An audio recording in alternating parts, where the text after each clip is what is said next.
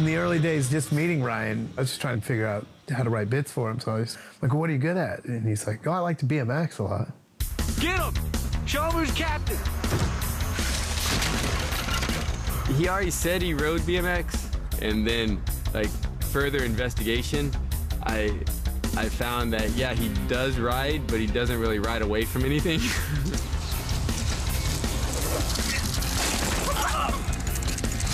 And he was very much into, like, going for things that, you know, there was no way he was going to make it from the beginning. And it wasn't because he was so brave either, but he was just, you know, he was willing to accept what was going to happen to him. That's why we call you Dr. Kick-Ass. Now hit it.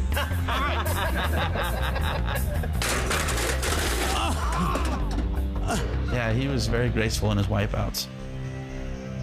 Not really, actually. Now that I think about it, he slammed pretty hard. If we were trying to do a stunt and people keep landing it, we would just send in Ryan to finish it off. I think Bam was great at it the first time, and now Dunn stepped in to up the failure rate to an all-time high.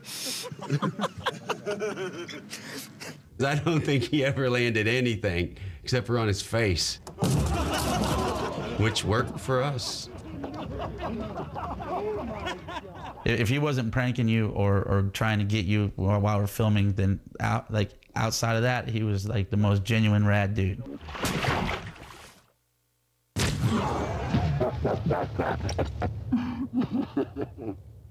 If Jackass is looking for a certain type, it's a guy that's just so willing to do something that he knows is going to fail, he knows it's going to hurt, and do it with such grace and style. He was the epitome of a jackass, you know? What have you been kind of dreading the most about shooting in the film? Like, what stunt were you kind of the most worried about before you did it? I put a toy car in my butt. You really have to ask me that. We were filming the first movie, and Steve-O was supposed to shove the car up his butt, but Steve-O had just told us that he's not going to do it. Put it this way, Bam. What's the point of being in a Hollywood movie if every mother that sees the Hollywood movie comes up to you and says, hey, saw you shove something up your ass? You're that dude who shoved the car up your ass. I mean, really?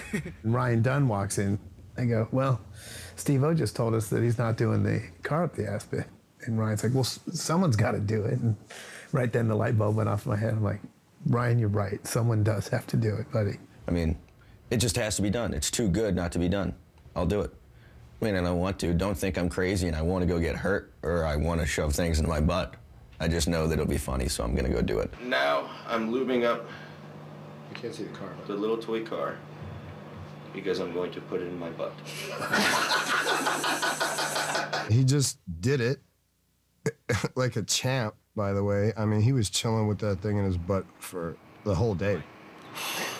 And it was just one camera and done, and I don't think anyone could have pulled that off like he did. Well, that's not part of you. That's something extra. I would have known if I ate that. No, you won't be able to swallow that. That's just a car toy. Well, how did a car toy get there? Maybe you stuck it up your ass. I didn't stick anything up my ass. Butt X-ray was and probably still is the best thing we ever shot. Just go to the doctor, you don't talk to anybody, you have a girlfriend or to your boyfriend or to whatever. You don't tell nobody, right?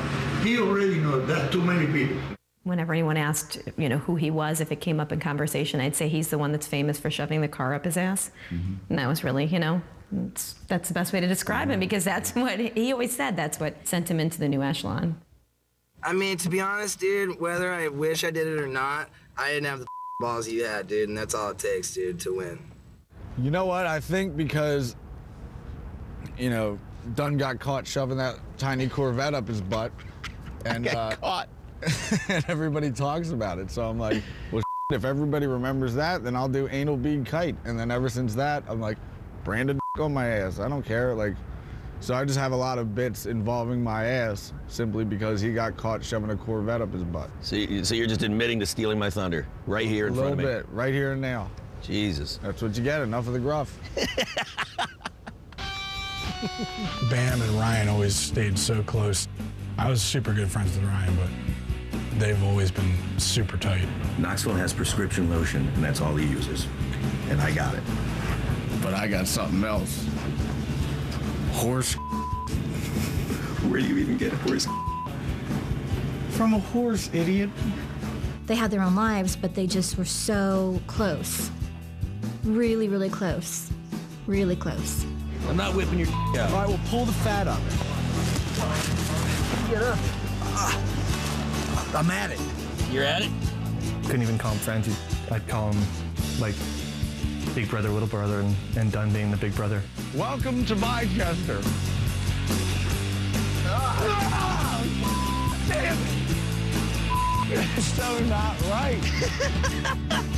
And not just Jackass, even through all the stuff they went through together, they stayed close and remained friends, and that says a lot. Dunn and I were hands down best friends. Like, we went everywhere together. We flew everywhere together. We'd crack the most random jokes. We had the same sense of humor. He was my main man.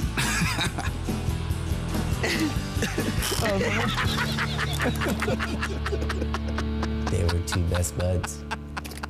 And it's weird now that it's not like that anymore. On an all-new